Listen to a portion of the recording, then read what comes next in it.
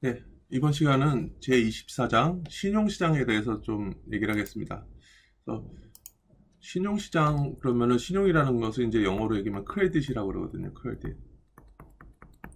뭐 신용시장이라고도 할 수 있고 뭐 자금시장, 그죠? 뭐 대부시장 뭐 이렇게 얘기하는데 그 자금에 대한 수요와 공급 뭐 그게 이제 가장 주요한 이슈가 되겠죠. 그래서 신용시장이란 무엇인가에 대해서 우리가 좀 배우고요. 그다음에 이제 은행과 금융중개 수요 공급 함께 보기 이걸 좀 얘기를 할 테고 그다음 보면은 이제 자금을 중개해 주는 것이 사실은 은행의 역할이 제일 크죠, 그렇죠? 그래서 은행의 역할에 대해서 좀 얘기를 하려고 합니다. 그래서 이제 핵심 개념을 보면은 신용시장은 차입자, 그렇죠? 돈을 빌리는 사람과 저축자, 저축을 통해서 돈이 공급이 되는 거죠, 그렇죠? 그래서 저축자를 연결한다. 그래서 신용시장의 균형은 실질 이자율을 결정한다. 그것은 이제 실질 이자율이 결정되고요. 이거는 어디나 마찬가지예요. 이렇게 이 이제 시장에 대해서 얘기하면은 우리가 항상 수량이 있죠, 수량이 있고 가격이 있죠, 그 일반적인 재화 시장이라 그러면은 뭐 공급 곡선이 이렇게 있고 수요 곡선이 이렇게 있고요, 그렇죠? 그러니까 수량이 있고 가격이 있는 거죠. 그러니까 자금 시장도 마찬가지로 그래도 자금이 있으면은 이 돈에 대한 가격은 뭐죠? 그렇죠? 가격이라는 것은 이자율이 되겠죠. 근데 여기서는 이제 실질 금리겠죠.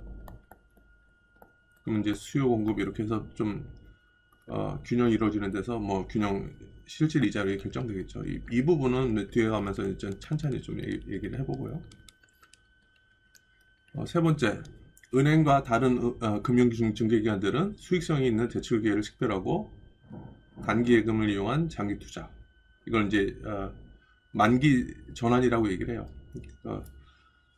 대부분은 뒤에서 얘기하겠지만 대부분은 이제 뭐 돈을 예금하다 보면은 수시로 인출할 수 있는데 이게 풀링이 돼서 그러니까 예를 들어서 여러분들이 100만 원을 예금했다 해서 100만 원을 뭐 수시로 다 100만 원을 뽑고 그렇진 않잖아요. 일부만 여러분들 돈을 뽑고 그러기 때문에 고여 있는 돈들이 있다는 얘기죠. 아무리 단기 이렇게 예금을 하더라도 고여 있는 돈들이 있기 때문에 그걸로 은행은 장기 투자를 할 수 있다는 얘기죠. 그래서 뭐 하여튼 다시 읽으면은 금융중개기관들은 대출 기회를 식별한다. 왜냐면 이게 가장 중요한 게 뭐냐면은 은행들은 뭐야 예금하죠, 그죠? 예금이 있죠. 그다음에 대출이 있죠. 자, 예금이 있을 경우에는 예금에 대한 이자를 지불하죠, 은행이. 그죠? 그럼 대출했을 때도 이자를 받죠, 그죠? 은행이 다른 기업들 했을 때. 요 차이를 가지고 이익을 내는 거거든요. 그러니까 주된 업무가 은행이라는 것이, 예금할 때, 예금자들한테 이자를 주지만은, 그래도 그 예금을 가지고 다른 기업들 대출함으로 인해서 대출금리가 높으니까, 거기서 수익을 내는 게 사실은 일반 상업은행들의 가장 큰 소득원일 수 있는데죠. 그러니까 이 대출기를 식별하는 것도 상당히 중요하죠. 뭐 단기 예금을 이용한 장기 투자도 간단하게 말씀드렸지만은 이따가 한번 자세히 얘기를 하도록 하고요. 그 다음에 위험 수준과 분포 관리라는 세 가지 기능을 수행한다. 이제 이 기능을 하고요. 그 다음에 은행의 부채 가치가 자산 가치를 초과하면은 은행은 지급 능력이 없는 상태가 된다. 그래서 망하게 되는 거죠. 그러니까 일반적으로 뭐냐면은 대차대조표라는 게 이쪽에 이제 자산이라는 게 있고 여기가 이제 부채, 은행 입장에서는 빌린 것들, 그다음에 이 자산의 나머지는 이제 자기 자본이라고 얘기하거든요. 그럼 여기서 자산이 100이고 부채가 90이고 자기 자본이 10 이렇게 될 수도 있겠죠. 예를 들면은 이게 대차대조표는 차변과 대변의 합이 같아야 되니까. 근데 이제 자산이 위험하다 보면은 위험한 자산을 가지고 있다 보면은 원래는 자산이 100이었다가 이게 80으로도 될 수 있는 거죠. 자산 가치가 떨어지면은. 그런데 부채는 우리가 갚아야 될 돈은 여전히 90으로 남아 있는 거죠. 근데 자산이 이렇게 80으로 떨어지면 어떻게 돼요? 부채를 다 못 갚죠. 그럼 은행이 망하게 되는 거야. 그러니까 그럴 때는 자기 자본이 당연히 0이고요. 그러니까 자산이 90 밑으로 떨어지면은 그러니까 90일 경우에는 부채나 자산이나 똑같으니까 자기 자본이 0이 되는 거죠. 그렇죠? 근데 자산이 90 밑으로 떨어지면은 은행이 부채를 상환할 능력이 안 되기 때문에 그때는 이제 은행이 파산을 하게 되는 거죠. 그런 거를 이제 대차대조표 상으로 좀 얘기를 하려고 해요. 그래서 천천히 좀 이렇게 얘기를 하도록 하겠습니다.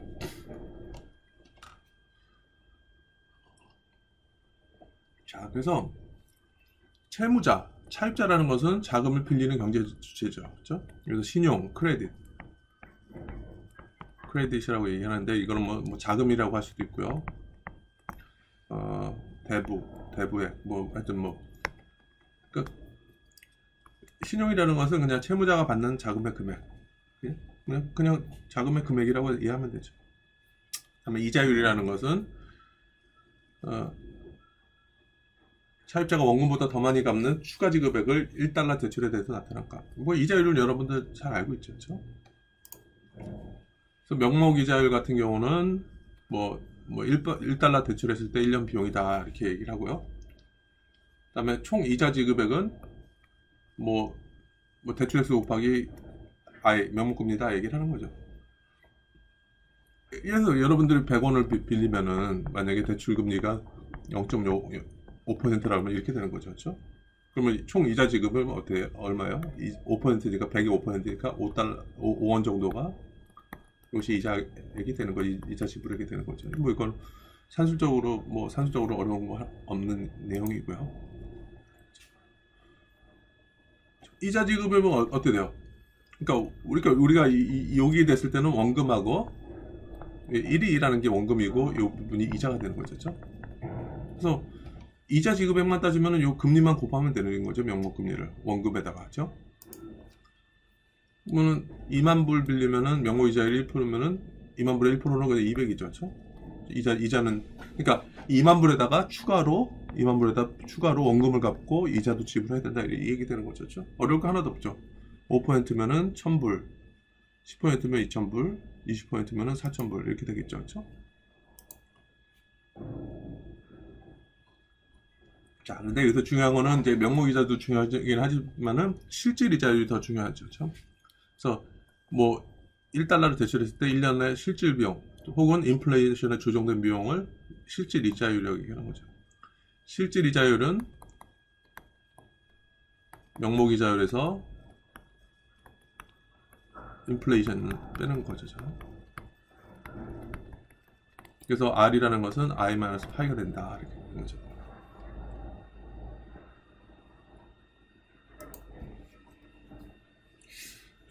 여러분들이 이 명목 이자율을 그냥 금융 수익률이라고 생각해야 돼요. 인플레이션은 뭐냐면은 실물 수익률.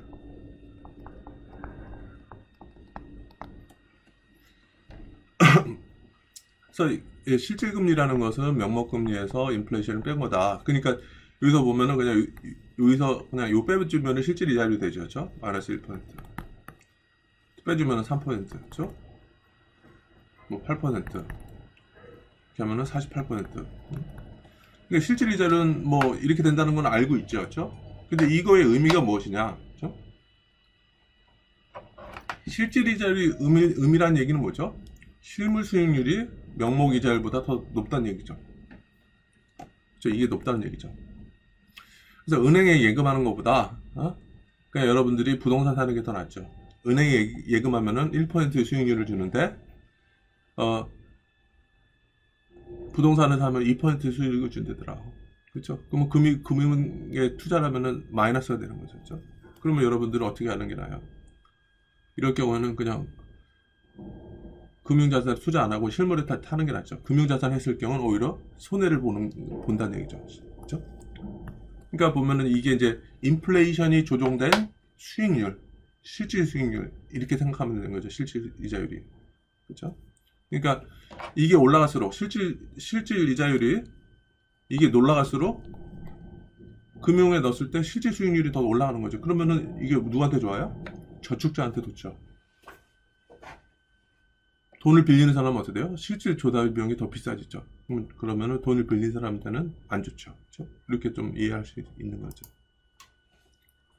그래서 뭐 이렇게는 계산할 수 있죠. 실질 이자율. 근데 실질 이자율의 의미가 무엇인지 우리가 좀 생각하는 것도 중요하다 이거죠. 자, 개인과 기업들은 차입에 관한 의사결정을 할 때 명목 이자율에 기초하는가 아니면 실질 이자율에 기초하는가? 제가 보여드리면 실질 이자율이 상당히 중요하다 그랬죠. 실질 이자율이 뭐였죠? 명목 이자율에다가 인플레이션, 그렇죠? 명목 이자율이 뭐로 생각하면 된다 그랬어요? 금융에 투자할 때 수익률. 요거 인플레이션은 뭐라 했어요? 실물에 투자했을 때, 그렇죠?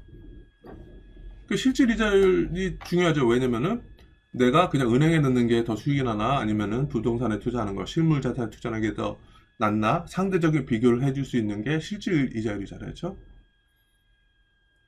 그러니까 이런 인플레이션 조정된 이 이자율이 중요하다 이거죠, 그렇죠? 제가 본 것처럼 이게 마이너스 되면 오히려 명목금리는 예를 들어서 명목금리는 5%고 인플레이션은 10%예요. 아이고, 감사합니다. 명목금리는 인플레이션은 10% 얘기해요. 그럼 어떻게 하겠어요? 실질 명목만 보면 5% 수익률 주는 것 같은데 이게 인플레이션이 맞기 때문에 실제로는 오히려 마이너스가 되잖아요, 그렇죠? 마이너스 되면은 실질로 마이너스 수익률을 넣으면은 은행에다가 투자 안 하는 게 낫죠. 은행에 돈을 안 넣는 게. 왜냐면 은행에 넣을수록 손해가 나니까, 그렇죠? 그래서 그런 판단을 준다는 얘기죠. 그래서 답변으로 따져보면은 최적화하는 기업들은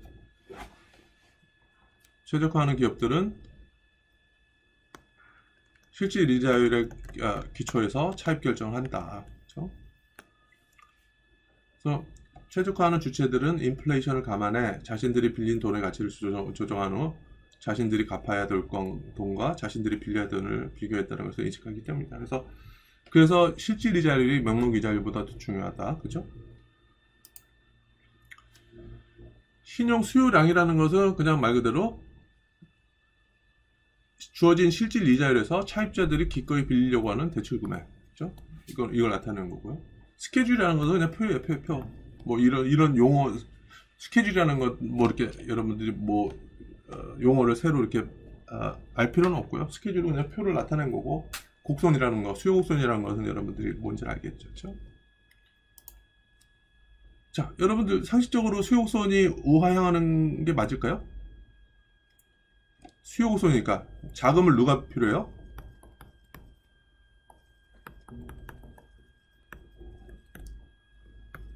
그러니까 이거 돈을 빌린 사람이죠, 그렇죠? 돈 빌리는 사람들이 돈이 필요하니까 이렇게 자금에 대한 수요가, 신용에 대한 수요가 이렇게 발생하겠죠. 근데 돈 빌리는 사람 입장에서 여기서 이제 보면은 여기서는 이제 그 자금을 이렇게 횡축에다 놓고 여기는 실질 이자율이 종축에 이렇게 있죠. 세로축에, 그렇죠? 우리가 뭐 이거는 일반적인 수요곡선이랑 똑같죠. 가격이 비싸면 안 사, 덜 사, 그렇죠? 가격이 비싸면은 덜 빌려. 그러니까 금리가 올라가면은 금리가 올라가면은 돈은 덜 빌려. 서로 간에 이런 음의 관계가 성립하겠죠, 그렇죠? 그러니까 예를 들어서 이렇게 100이 있을 때는 금리가 5%일 때는 한 100만 원 정도 빌리다가 금리가 7% 되다 보면은 금리가 비싸지니까 60만 빌리고 이렇게 해서 서로 간에 음의 관계가 보이는 게 있죠, 그렇죠? 그래서 실질 이자율이 오르면은 신용 수요량, 자금의 수요가 줄어든다, 그렇죠? 이렇게 뭐 상식적으로는 이게 뭐 수요곡선이 이렇게 우하향한다 이거 다른 시장이랑 별반 다르지 않죠, 그렇죠? 자, 그래서 뭐냐면은 곡선상의 이동이라는 거 어디서 뭐 항상 곡선상의 이동이라는 것은 신용과 실질 금리가 변할 경우에는 이 라인을 따서 움직이죠, 그렇죠? 근데 제3의 요인 이것도 아니고 이것도 아닌 제3의 요인이 변하면은 수요 곡선이 자체가 이동을 하겠죠, 그렇죠? 그래서 왜 신용 수요 곡선은 우하향하는 기울기를 갖느냐? 그래서 보면은 신용의 가격이 무엇인지를 봐라. 여기서 실질 금리였죠.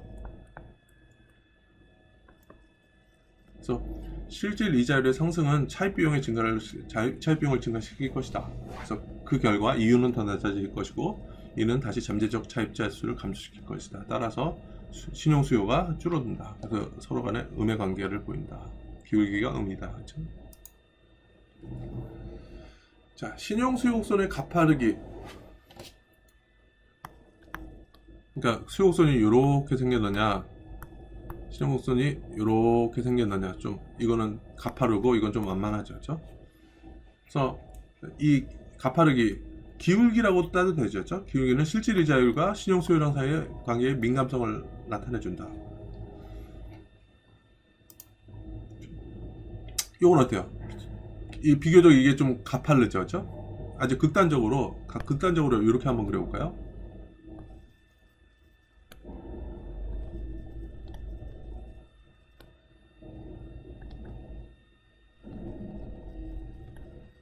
그렇죠? 요거랑 비슷할 거예요. 그러니까 뭐냐면은 여기가 뭐냐면은 여기가 금리죠. 실질 금리.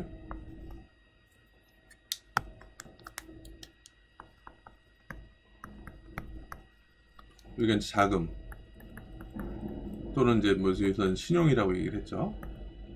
자, 요 사례는 어떻게 될까요? 자, 금리가 5일 때는 100이었고 금리가 6으로 올라가니까 돈 필요한 사람이 이제 90만 필요하게 된 거죠. 그렇죠? 그러니까 이 그림으로 좀 잘 안 보이는데 제가 다시 한번 그려볼게요.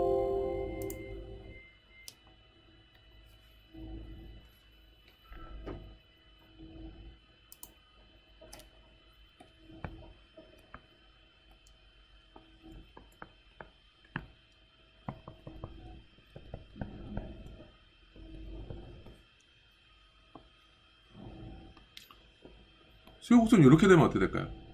아무거나 두 점을 한번 찍어 볼게요.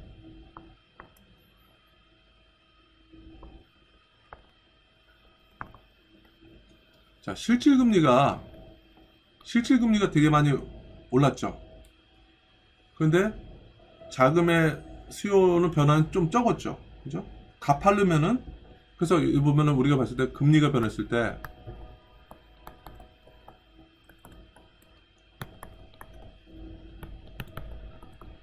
이게 약간 탄력도 비슷한 거거든요. 탄력도 비슷한데 이렇게 보면은 요 금리 변화가 많이 됐는데 많이 일어났는데 신용의 변화는 조금밖에 안 됐죠. 조금밖에 안 됐죠. 그렇죠? 그럼 이럴 때는 탄력도가 좀 작다고 얘기를 하는 거죠. 근데 반대로 수요 곡선이 막 요렇게 돼 있으면 어떻게 될까? 여기가 이제 신용이 있고 실질 금리가 있고, 자, 이랬을 때는 어떻게 될까? 좀 똑같이 하나 점을 한번 그려볼게요.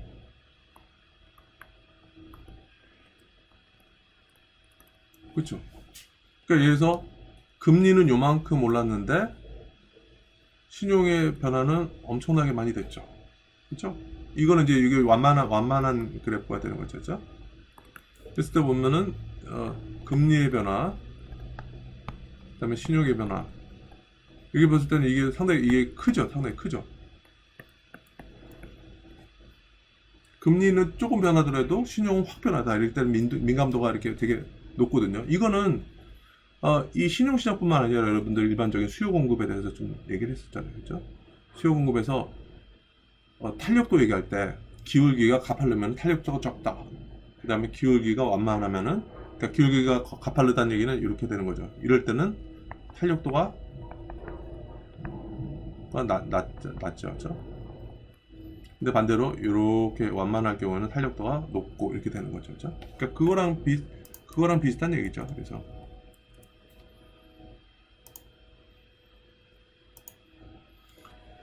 그래서 가파른 신용수요는 무엇을 의미하느냐? 그러면은 금리 변화에 따른 신용의 변화가 적다, 그렇죠? 탄력도가 좀 작다, 그렇죠? 그러니까 실질 이자의 변화가 신용수요의 작은 변화를 초래한다.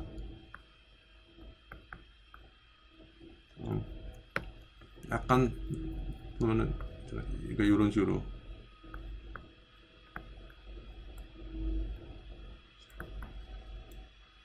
신용의 변화. 이게 좀 작게 일어난다는 얘기죠. 그렇죠? 완만한 경우 어떻게 되나? 그러니까 이것도 좀 완만하지 않죠. 그러니까 완만한 거는 이렇게 했었어요, 진짜. 그랬을 때 어떻게 됐었죠? 금리가 조금만 변해도 신용이 엄청나게 변하는 거죠. 그렇죠? 그래서 완만한 수요 곡선은 무엇을 의미하느냐?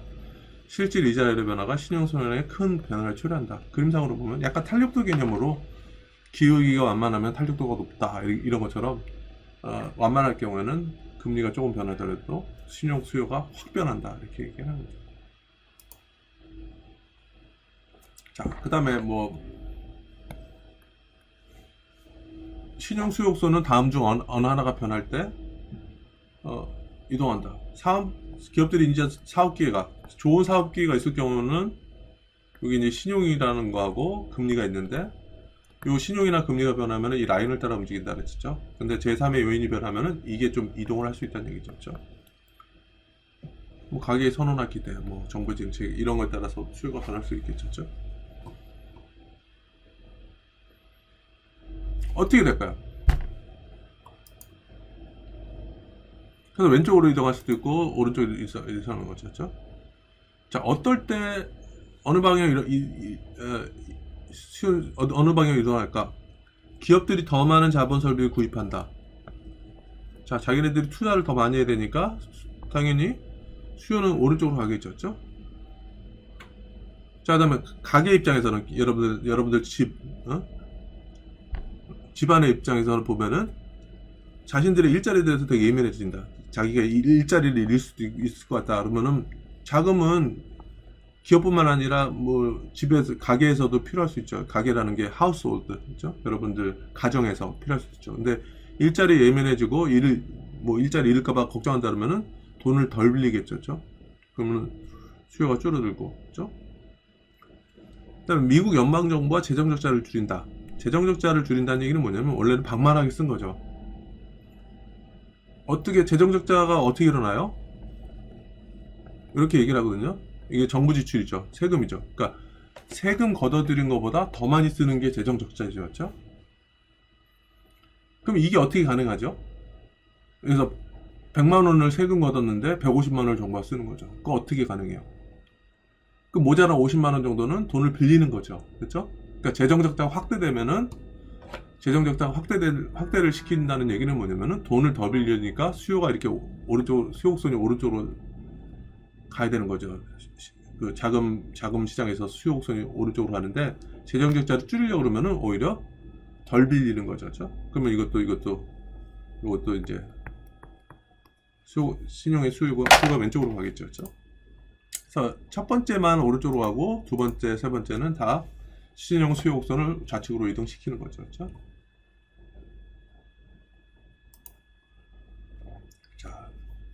자, 일단은 수요에 대해서는 좀 얘기를 했어요. 이제 이번에는 이제 공급에 대해서 좀 얘기를 할 텐데, 누가 돈을 공급하느냐. 그죠? 그러니까 돈이 필요한 사람이 돈을 빌리고, 돈이 남아있는 사람이 돈을 제공을 하는 게 맞죠. 그러니까 돈이 어떻게 남아있느냐. 이 저축을 통해서 해야 된다는 얘기죠. 그렇죠? 그래서 뭐 사람들은 왜 저축하느냐 보면은, 은퇴라는 것은 사실 다시 말하면은, 미래 소비를 위해서 하는 거죠. 그렇죠? 현재 소비를 줄이고 미래 소비를 하기 위해서 현재 소비를 줄여서 저축을 한다 이렇게 하는 거죠. 그렇죠? 그다음에 두 번째는 이제 유산으로 자녀들에게 주려고 저축하는 경우도 있고요. 그다음에 컴퓨터, 자동차, 주택 혹은 기타의 대형 구매, 그렇죠? 그러니까 이런 거를 이제 아주 비싼 것들을 사기 위해서 돈을 좀 저축해 놓는 것도 있고, 사업을 위해서 미리 하는 것도 있고, 그다음에 혹시라도 모르니까 비 오는 날 레인책이라고 하거든요. 레인책이라 해서 여러분들이 갑자기 아프거나 그럴 수도 있잖아요. 그렇죠? 그러니까 어떤 어떤 만일에 대비해서 저축하는 거 여러 가지 동기로 여러분들 저축하죠. 그러니까 그런 돈들이 어떻게 보면은 그 자금 공급의 원천이 되는 거죠. 그렇죠? 자, 실질 이자율이 상승할 거라면 당신은 더 많이 저축할 것인가, 더 적게 저축할 것인가? 그러니까 이게 뭐냐면 70의 법칙이 있어요. 70의 법칙. 72의 법칙이 뭐냐면, 물론 여기 실질 이자율이지만은 그냥 명목으로 따지면은 72의 법칙은 이자율 곱하기 연수에서 72가 되면은 원금이 2배가 돼요.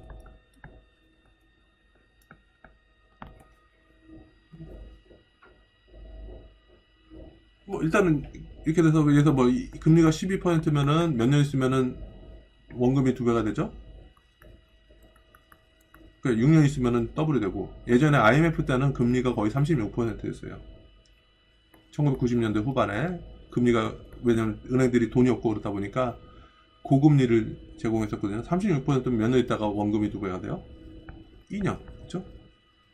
이게 계속된다면은 2년 있다가 더블이 되고, 4년 있다가 4배가 되고, 6년 있다가 8배가 되고, 그렇죠? 엄청나게 막 이렇게 금방 늘어나죠. 어쨌든 간에, 어쨌든 금리가 상승하면은 더 막연히 저축할 것이냐, 더 적게 저축할 것이냐, 이거는 두 가지가 있다는 얘기죠. 하나는 뭐냐면은 실질 금리가 올라가면은 수익률이 높아지니까 더 많이 저축할 것이다, 이렇게 생각하는 사람도 있죠. 그렇죠? 근데 한편으로는 또 다른 사람은 뭐냐면은 더 높은 실질 이자율은 당신은 일정한 크기의 은퇴 자금을 마련하기 위해서 더 적게 저축해도 된다는 것을 의미한다. 그러므로 당신은 더 적게 저축할 것이다. 일본과는 좀 반대의 얘기가 나오죠. 그렇죠? 요 사례를 한번 볼게요. 어떻게 되는지. 제가 72의 법칙 얘기를 했었죠.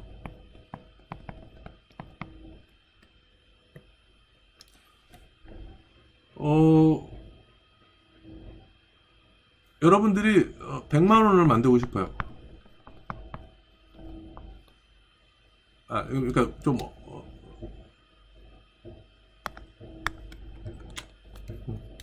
여러분들이 한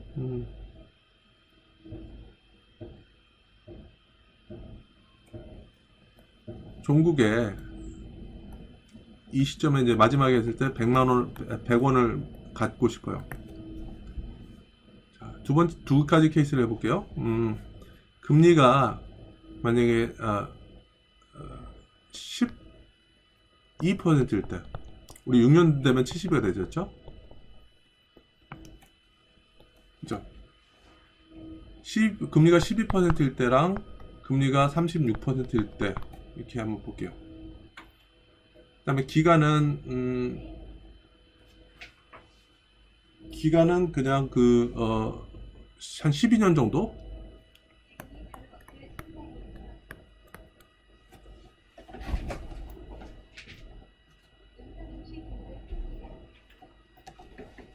(12년) 후에 여러분들이 100원을 만들고 싶어요. 100원을 만들고 싶어요. 그러면은 지금 얼마를 저금해야 되느냐 이거죠. 자, 금리가 12%일 때는 어떻게 되죠? 6년마다 더블이 되죠. 12% 곱하기 70의 법칙에 따르면은 6년 있으면 원금이 더블이 되죠. 그러니까 한 6년 정도 있으면은 이게 더블이 되니까 이쪽에는 50원이 되겠죠. 50원 있으면 되는 거고. 그 다음에 6년 있다가 더블이 되니까 요 초기 시점에서는 25원만 있으면 되는 거죠. 그쵸? 자, 그런데 똑같이 100원을 여기다 12년, 그러니까 총 12년이 걸린 거죠. 12년 있다가 100원을 만들고 싶으면 지금 12% 얼마 필요하냐? 25원만 있으면 되는 거죠. 근데 만약에 금리가 36%면 어떻게 되죠? 36년이면은 2년마다 더블이 되는 거죠. 그렇죠? 그러니까 여기 12년 있으니까 여기 10년 있고 2년마다 더블이 되니까. 그렇죠? 자, 여기 100원이 되려면은 여기 12년에 100원이 되려면 여기서는 50원만 있으면 되죠. 2년 있다가 더블이 되니까. 그렇죠? 여기서는 얼마가 필요해요? 25원. 그 다음에 2년만 더블이 되니까 여기서는 12.5원. 또 이렇게 되니까 6점 얼마냐? 뭐 6점 얼마 되겠죠. 그렇죠? 그 다음에 여기 3점 얼마. 그러면 초기 시점에 보면 거의 뭐 1점 얼마만 있으면 되겠죠. 그렇죠? 자, 이렇게 보는 것처럼 우리가 이걸 뭐냐면 타겟 세이버라 그래요. 몇 년 후에 100원을 갖고 싶다. 그죠? 목표 저축자라 그러죠. 뭐 예전에 신문에서 보면은 10년 내 10억 만들기, 막 이렇게, 뭐 이렇게, 그런 게 상당히 유행이었던 적이 있었는데, 그냥 12년 후에 100원을 만들고 싶다. 이렇게 됐을 때 보면은, 금리가 올라가면은, 현재 저축이 줄어요. 그쵸? 목표 차입자라고 얘기를 하는 거죠. 목표를 가지고 우리가 미래에 얼마를 만들고 싶다. 이렇게 했을 경우에는 오히려 금리가 올라가면은 저금을 덜 하는 경향이 있죠. 그죠? 자, 그래서 일반적인 상식으로 보면은 실질 이자율이 상승하면 당신은 더 많이 저축할 것인가? 일반적인 상식으로는 이자율이 상승하면 수익률이 높아지니까 더 많이 저축한다. 그죠? 근데 두 번째 답변은 더 높은 실질 이자율은 당신이 일정한 크기의 은퇴 자금을 마련하기 위해서 더 적게 저축해도 된다는 것을 의미한다. 이 얘기 무슨 얘기인지 알겠죠? 일정한 크기에서 내가 12년 후에 100만 원 만들고 싶어. 자, 100만 원이 목표죠. 12년 후에. 그렇다면은 금리가 올라가면은 조금만 저축해도 100만 원을 더 금방 이렇게 만들 수 있다는 얘기죠. 그러니까 현재 저축이 줄어든다는 얘기죠. 자, 어느 게 일반적일 것 같아요? 물론 2번 형태로 여러분 저축하는 사람들 있긴 있어요. 그렇죠? 특히나 여러분들 부모님 은퇴하려고 했을 때, 은퇴할 때 나는 은퇴하고 나서 그래도 매달 뭐해서 200만 원은 생활비로 있어야 돼. 그렇게 그래서 죽을 때까지 200만 원 정도 매달은 써야 돼. 이렇게 생각하는 사람이 있는데 금리가 올라가면은 조금만 저축해도 은퇴 후에 이렇게 200만 원씩 쓸 수 있는 여지가 되는 거죠. 그러니까 그때는 현재 저축을 줄이는 거죠. 근데 대부분은 이쪽이라 이거죠.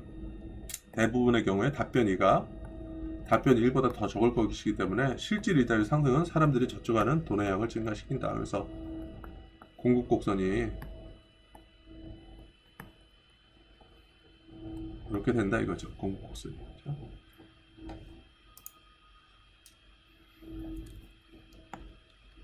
그래서 두 가지 답변은 각각 실질 이자율의 대체 효과와 소득 효과를 나타낸다. 대체 효과라는 것은 뭐냐면은 금리가 올라면 현재 소비를 줄인다. 수익이 높으니까. 그렇죠? 그러니까 현재 소비가 그러니까 줄어드는 이 대체 효과이고 소득 효과라는 건 뭐냐면 금리가 올라가면은 아무래도 소득 자체가 늘어나는 거죠. 그렇죠? 더 높은 이자를 주니까. 그래서 하여튼 뭐 대체 효과, 소득 효과 이 부분은 잘 모르셔도 돼요. 그냥 이렇게 이것도 있고 저것도 있는데 전반적으로 이게 더 높기 때문에 뭐 금리가 올라가면은 저축을 더 많이 한다. 그래서 자금의 공급, 신용의 공급이 늘어난다. 그렇죠? 이렇게 되는 거죠. 그래서 신용 공급량이라는 것은 주어진 실제 이자율에서 사람들이 저축하는 자금의 금액이다. 이렇게 되어 있고요. 스케줄은 그냥 관계를 나타내는 표뿐이고요. 곡선은 우리가 지금 계속 봤었던 거고. 그렇죠?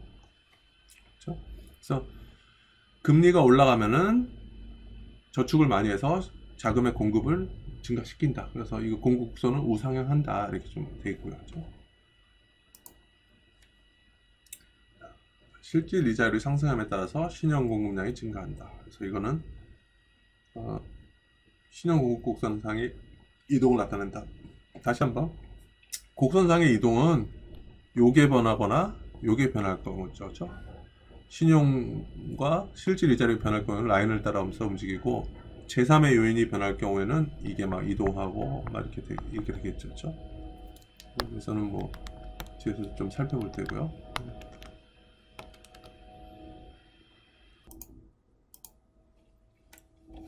자, 그러면은 이번에는 신용공급 곡선이 어떻게 이동할지 한번 좀 생각해 보자는 얘기죠. 그래서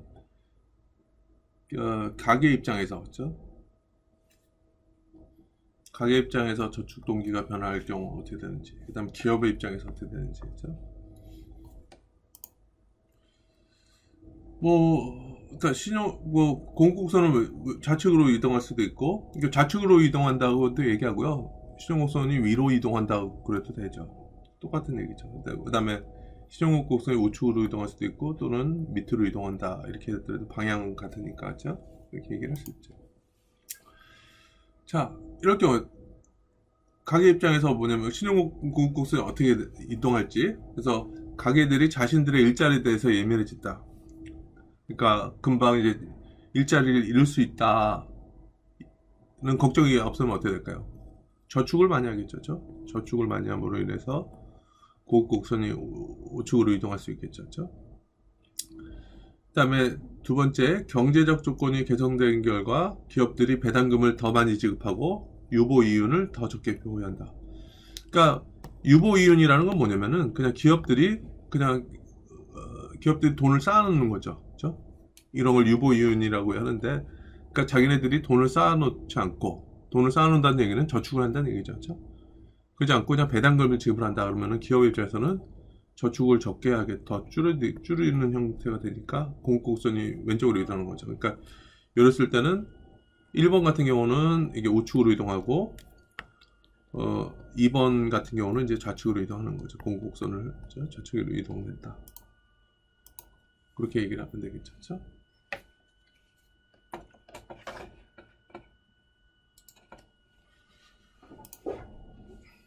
자, 이제 균형에 대해서 얘기할 경우에는 우리가 이미 이제 균형이라는 것은 수요와 공급이 만나는 점인데, 그렇죠? 실질금리, 그렇죠? 실질금리가 있고 신용, 수요와 공급이 만나는 점에서 수요를 디맨드라고 하고 공급을 서플라이로 해서 DS로 이렇게 하면은, 그래서 이제 균형 수요를 총 신용과 그 다음에 균형 금리가 결정되겠죠. 그렇죠?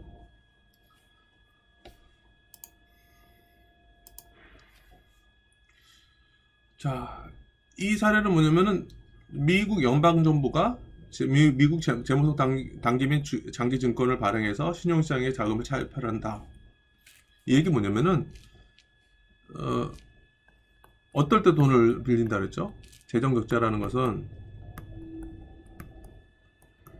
재정적자는 뭐냐면은 이것처럼 G라는 것은 우리 GDP 계산할 때 정부 지출이죠. 그렇죠? T라는 것이 조세죠. 세금으로 걸어들인 거. 그러니까 이게 그러니까 부족분, 그죠? 세수 부족분. 분은 어떻게 되느냐? 국채를 발행해서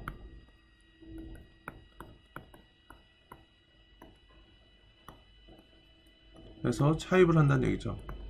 그러니까 결국에는 그러니까 차입을 늘린다. 그러면 뭐냐면은 자금에 대한 수요를 증가시키는 거죠. 그렇죠? 그래서 이럴 경우에는 신용곡선은 우측으로 이동할 것이다. 자금에 대한 수요는. 이거는 사실은 거시경제학이나 화폐경제학이나 좀 이후에 이제 전공 과목으로 가면은 조금 더 얘기를 해야 될 텐데, 재정 적자가 났을 경우에 정부가 할 수 있는 방법이 뭐가 있을까? 그러니까 세금 걷어들인 것보다 더 많이 쓰는 거죠. 그렇죠? 어떻게 쓸 수 있을까? 지금처럼 뭐냐면은 여기 나와 있는 사례처럼 부족한 거는 정부가 국채를 발행한다. 국채라는 것은 그냥 채권이잖아요.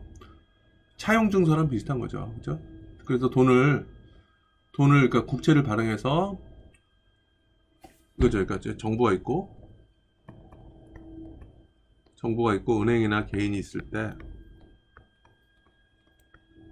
정부가 이게 국채를 발행을 하고, 그러니까 국채라는 것은, 채권이라는 것은 뭐냐면은 어떤 약속이거든요. 원금과 이자를 갚겠다 이렇게 하는 건데, 국채를 발행하면은 은행과 개인은 돈을 주겠죠. 그렇죠? 그러면 요 돈을 가지고 모자라는 걸 충당하는 거죠. 그렇죠? 이렇게 하는 방법이 있고, 또 하나의 방법이 있을 수가 있어요. 국채를 발행해서 돈을 조달하는 방법이 있고, 또 하나의 방법은 이제 중앙은을 통해서 돈을 찍어내는 거죠. 돈을 찍어내는 거. 그게 상당히 좀 나중에 보면은 하이퍼 인플레이션이라 해서 이제 어떤 인플레이션을 되게 크게 야기시키는 방법이 있는데, 이거는 나중에 좀 전공 시간이나 아니면 좀 뒤에서 좀 얘기를 하도록 하겠습니다. 어쨌든 간에 재정 적자가 확대될수록 돈에 대한 수요를 증가시키는 거죠. 그렇죠? 그래서 신용공 수요 곡선이 우측으로 이동할 것이다. 이렇게 얘기를 하는 거죠. 자, 그러면 결과적으로 어떻게 되죠? 초기 균형 대비 실질 금리가 상승하고 총 신용량도 더 커지겠죠. 그렇죠? 그림상으로. 그렇죠?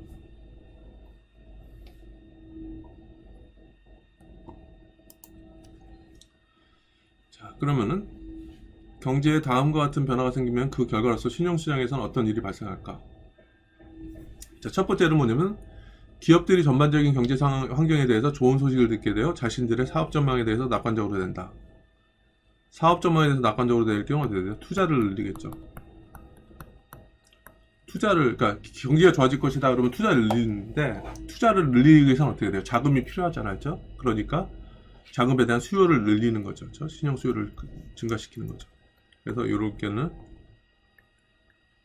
수요가 증가해서 금리가 올라가고 총신용량도 증가하는 거죠. 가게들이 나쁜 경제 뉴스를 듣게 돼서 자신들의 일자리 전망에 대해서 비관적으로 되고, 그래서 차입을 줄인다. 그러면 이거 수요가 감소하는 거죠. 자, 그러면 감소하니까 금리가 하락하고 총신용량도 감소하고, 그렇죠? 이렇게 좀 우리가 쉽게 알 수 있겠죠. 자, 그다음에 가게들이 나쁜 경제 뉴스를 듣게 되어 자신들의 소득 흐름이 중단된 가능성에 대비해서 저축을 늘립니다. 저축을 늘릴 경우 어떻게 돼요? 공급이 늘어나는 거죠. 원래는 이렇게 있다가 저축을 늘리는 거죠. 미래 어떻게 될지 몰라서 불안해서. 그러면 어떻게 돼요? 금리는 하락하고 총신용량은 증가하고, 그렇죠? 쉽게 여러분들이 예상할 수 있겠죠. 그 다음에 기업들의 이윤이 증가하고 앞으로의 전망이 좋아질 것이라 기대해서 유보 이윤을 줄이기로 결정하고 더 많은 이윤을 주주들에게 배당으로 지급한다. 그러니까 쌓아두는 돈을 줄이는 거죠. 왜냐면은 어차피 나중에 영업이 잘 돼서 돈이 많이 들어올 거야 생각하니까 지금 그냥 주주들한테 배당을 주는 거죠. 그럼 어떻게 돼요? 기업 내부에 쌓여있는 돈이 줄어드니까 저축이 줄어들겠죠.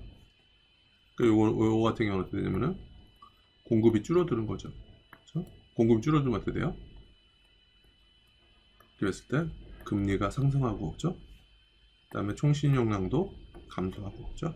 그래서 이렇게 되는 거죠. 그렇죠? 그러니까 여러 가지 수요가 이동하는 케이스, 그 다음에 공급이 이동하는 케이스를 우리가 지금 살펴봤는데, 여러분들이 총신용량, 그 자금 조달액, 그쵸? 요거와 실질금리와 어떻게 관계 있는지 여러분들이 좀 파악을 하실 수 있을 것이라고 생각합니다. 자, 그러면 일단은 뭐냐면은, 그래서 수요 공급에 대해서는 얘기를 했었죠. 그쵸? 그런데, 이 시장이 존재하게끔 하는 역할을 수행하는 게 어디죠? 신용시장에 있게 이렇게 하는 게 이제 금융기관이죠. 금융기관이 뭐냐면 이런 중개 역할을 하는 거죠. 저축하려는 사람 와라. 돈 필요한 사람들 와라. 그렇게 해서 좀 수요자와 공급자를 연결시켜서 어떤 시장이 형성되게 만들고, 그렇죠? 이렇게 하는 거죠. 시장이 없다 그러면 어떻게 돼요? 내가 돈이 여유가 있으니까 직접 누가 돈 필요한 사람 있습니까? 이렇게 해서 직접 찾아가고 막 그래야 되죠. 그러면은 매칭을 시키기가 상당히 어렵죠. 그 다음에 더 중요한 건 뭐냐면은 내가 여유 자금이 있는데 돈을 빌려주고 싶은데 저 사람이 돈을 빌려줘도 안 떼어먹을 사람인지 아닌지를 개인이 판단하는 건 되게 어렵죠. 그러니까 그런 기능을, 예를 모니터링이라든지 평가라든지 이런 기능을 하는 것들이 은행들이 하는 역할이죠. 그렇게 그거 관련된 간략한 얘기가 되는 거죠. 자세한 은행의 기능 같은 경우는 아마 다음 시간에 얘기를 할 텐데, 자, 여기서 보면은 신용시장은 저축자들이 자신들의 잉여 자금을 차입자들에게 빌려줄 수 있도록 하면서 경제 자원 배분을 개선한다. 그죠? 다음과 같은 사고 실험을 고려해보자. 그래서 여러분들이 여유 자금이 1000불이 있어요. 당신이 내년 쓰려고 $1000를 따로 남겨두고 있다고 가정해보자. 자, 그러면은 신용시장이 없다면은, 그래도 여유 자금이 있다면은 신용시장이 있다 그러면은 그냥 거기다가 저축을 해서 다른 사람한테 자금을 제공함으로 인해서 이자를 얻을 수가 있는데, 신용시장이 없다면 어떻게 돼요? 내년에 쓸 $1000는 뭐냐면 그냥 여러분들 서랍에다 넣어두는 거죠. 그래서 당신은 그 돈을 집에 있는 금고에 보관해서 영의 명목수에, 그죠? 왜냐면은 여러분들이 그냥 책상에다가 10,000원 넣어놓으면 내년에 그냥 10,000원 되는 거죠. 그죠? 근데 실질금리는 뭐죠? 실질금리는 명목금리 마이너스 인플레이션이죠. 그죠? 그러니까 여러분들이 그냥 신용시장이 없다 그랬을 때는 그냥 1,000불이 여유가 있으면은 그냥 책상에 넣어놓는 거죠. 그러면 수익은 명목 수익은 0이 되는 거죠. 근데 만약에 인플레이션이 존재한다 그러면 실질 금리는 마이너스 돼서 여러분들이 손실을 볼 수 있다는 얘기죠. 그렇죠? 자, 그러면 기업들 입장에서는 어떻게 될까? 신용시장이 있다 그러면은 그냥 거기서 돈을 빌려서 투자를 할 수 있는데, 신용시장이 없다 그러면 돈을 빌릴 곳이 없는 거죠. 그러면 어떻게 돼요? 투자할 일이 없는 거죠. 그러니까 투자하고 싶은데 돈이 없는데 돈을 빌릴 데가 없으니까 그냥 투자 안 하는 거죠. 그렇죠? 비효율적이 되는 거죠. 서로 양쪽에 비효율성이 존재한다는 얘기죠. 그렇죠? 근데 만약에 신용시장이 있다 그러면은 여러분들이 여유 자금이 있다 그러면은 대출해서 양의 수익, 명목 수익과 심지어는 양의 실질 수익도 벌 수 있을 거라는 얘기죠. 뭐냐면 이게 이렇게 돼 있으니까 만약에 명목 수익이 인플레이션보다 높으면 실질 수익도 플러스가 될 수 있다 이 얘기죠. 그렇죠? 그 다음에 기업 입장에서도 투자를 하고 싶은데 신용시장이 있다면 신용시장에서 돈을 빌려서 투자를 할 수 있으니까, 그렇죠? 돈을 빌릴 수 있으니까 차입해서 새 공장과 새 설비에 투자할 수 있을 것이다. 그러니까 여러분 상식적으로 보더라도 이런 신용시장에 있는 것과 없는 것과의 차이점은 꽤 클 수 있겠죠. 그렇죠? 그렇죠? 네.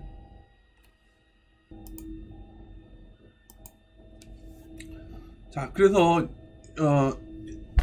이 은행의 역할이라는 것이 또는 금융기관의 역할이라는 것이 이 공급자, 세이버, 저축자들, 그다음에 돈의 차입자들, 그렇죠?